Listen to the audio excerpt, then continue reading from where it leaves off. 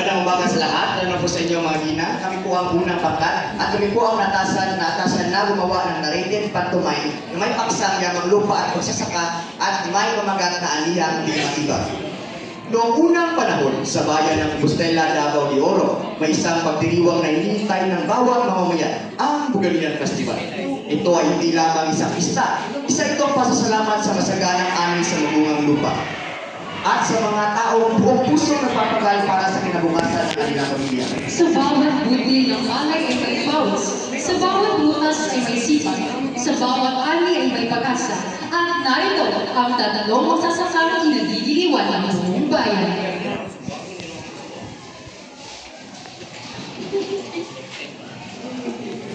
Mga kaibigan, tingnan niyo, puno-puno ang basket natin! Hindi na sayang ang ating paghihirap, mga pag-iwang tayo ngayong taon. At wala ni isang batang matutulog ng gutom. Ngunit ang hindi nila alam, may tatlong pares ng batang pilit na nakanasid sa kanilang kasiyahan. Oo, ma'am. Turo sa likod mo, ma'am.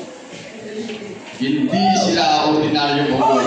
Sila ang pinagkulalang guro sa buong kagawakan. At ang kanilang pinuno, ang liyaga, ang mabata, at ang lagi ito, Ang dami ng pagkain habang sila'y nagsasaya at tayo naman ang magpapasaya sa ating mga tiyan. Boss, pwede ba kumulan tayo ng kaunti? Kaunti! Lahat! Kunin natin lahat! Kasama pati basket, Pati basket! pati sombrero, Pati sombrero! pati chinelas. Huwag na! Hindi kasya!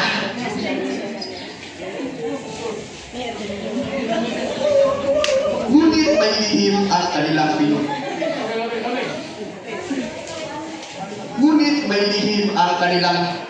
Ngunit may lihim ang kanilang pinuno. Taglay niya ang isang may huwagang sungkol na sinasabing nagbibigay ng lakas upang putulin ng hangin. At sa isang malakas na pas, Ang aming ani!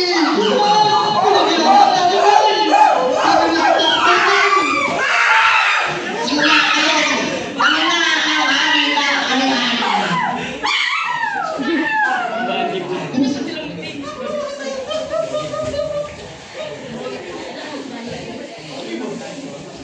Pagkatapos ng kaguluhan, may isang matandang may dalang bandila. Reyna ng pag-ani! Magpakita ka at iligtas kami!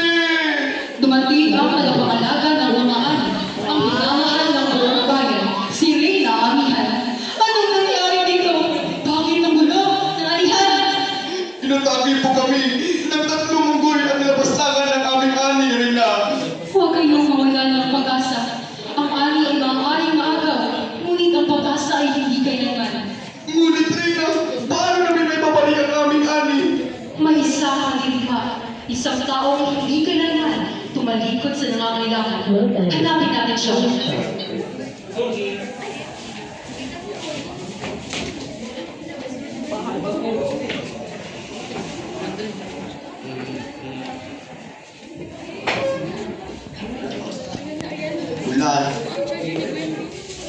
Mula sa kabundukan, isa kanino ang unti-unting lumitaw. Hindi siya hari, hindi siya mayaman, ngunit ang kanyang tama ay higit pa sa isang bumbong. Siya ang bayani alon, tagapagtanggol ng kahilingan, kaibigan ng kalikasan, at tagapagligtas ng ani. Narinig ko ang iyong panawagan hanggang may huminga para sa kabutihan. Hindi ako titigil sa pakikipaglaban.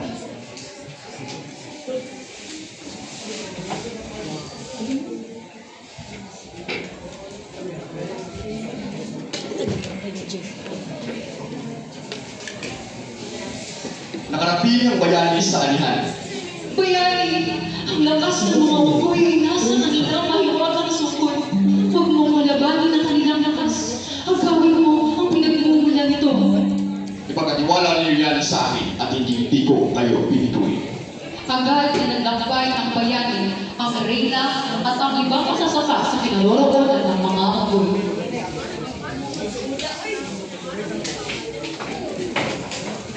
Daliin ninyo, Gagi.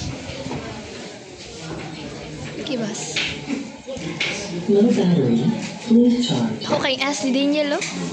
Nakalagay na sila sa gubat ng Doon kay mga S, ng tatlong unggoy. Huminto ang hangin, tumahimik ang buong kagubatan at sa unang pagkakataon, nakatapat ang kabutihan at kasakiman. Napangisi ang unggoy hari habang iniikot ang kanyang mayroong sungkol. Ikaw ba ang ipinagal nila? Isang tao lang! Ha ha ha! Hindi mo kami kaya talunin! Hindi ko kailangan maging pinakamalakas samantal nasa panig ko ang tama. Bus! Parang sinosya siya! Bus! Gusto ko na umuwi! Tumahinig kayong dalawa! Sabay-sabay natin siya tulungin! Isa, dalawa, tatlo, sabay-sabay ang pagkatawin ng tatlong unggoy. Minsan siya natumba, ngunit agad pumangon. Minsan siya napaluhod, ngunit hindi siya sumuko. Bayani! Kaya mo yan! Lumabang pa ang pagkakataon namin! Sa bawat sigaw ng mga magsasaka, mas lumilipad ang kanyang puso. Ngunit, muli ko malingaw ang kapangyarihan ng mayroong sungkol. Tumilakon ang bayani! Tapos na ang laban! Wala na makapigil sa amin! Paiyak na lumapit si Reyna Aguilar. May naalala siya isang sinahunang lihim. Bayani, ang sunggoy ay nawawalan ng kapangyarihan kapag naagaw ito ng isang pusong walang bahid ng kasakiman. Mahirap na katawag, Kiss! Bigla tumayo, huminga ng malalim at bumulakas na tumalon. Pinagaya ang batang sunggoy Hindi! Akin niya pagkailan! sa isang malakas na hampas. Nabali ang kapangyarihan ng kasakiman. Unti-unti naghina ang tatlong unggoy. Parang mga pusang nahuhusan ng tubig. Bus! Bakit pa ako naglaan ng lakas? Bus! Hindi ko na kaya tumalon! Tumakbo na tayo!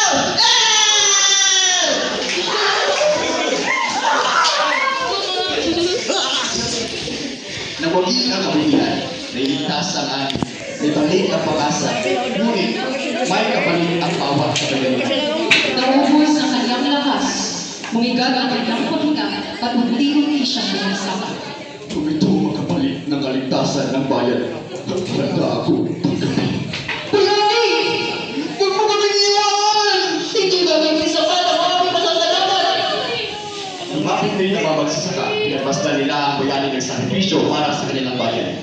Ang tunay na bayani ay hindi naghahanap ng kapatid, ngunit nararapat siya sa pangalan.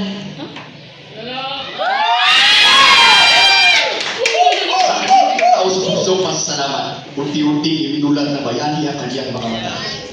Hindi ako tunay na bayani. Kayo ang mga hindi sumuko sa kabila ng pagsuko. Ayun.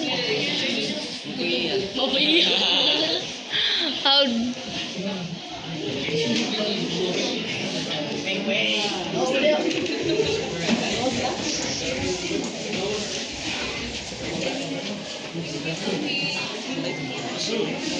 Muling naging masagana ang pagdinig. Muling umani ang mga magsasaka.